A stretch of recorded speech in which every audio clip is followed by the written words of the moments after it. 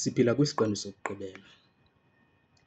Esi sisiqendu semilingo kuba baninzi abakhulelwe yintsana abangazizelanga ngelokuzиthethelela bathi ukuba ngabazali bebengakulungelanga kodwa ke umhla nizola imilenze leyo nabayivalanga. Inoba mntakwethu uyazibuza ukuba kutheni le nto izinto zakho zingalungi. Uzungamsoli ummelwane, kaloku wena unguyise kanongekabikho.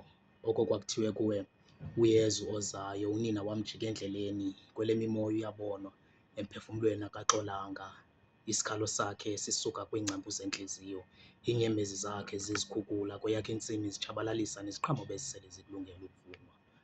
Kuthiwa ngunina omaziyo uyise womntwana. Maze nikhumbule kukuba ikwangunina ozikhethelayo uyise walo mntwana.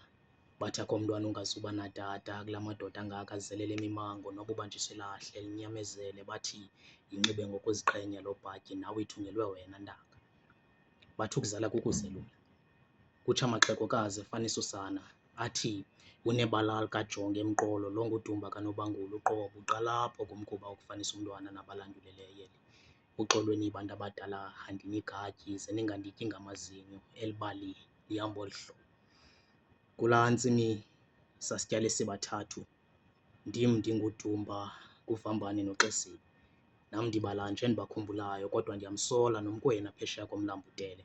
Ezinzulwini zobusuku abamile kwezikhova bathi bebemana ukumbona ezantsi kwalaa ntsimi yethu enyonyoba. Ngoko ke nithi mna mandiwavune njani amandla ezizwe ezingaka zikhona. Le ayidingi nosiyazi, bungangabili nobotywala, icebo linye kukuba masitsaleni igazi, zazinzulu zibike umhlolo. Siphila kwisiqendu semilingo. Ngendiba ndithi uyavalwa lo mkhusane, kuyatsha kodwa ke lo ngumgwebo, izimbo zegoqo.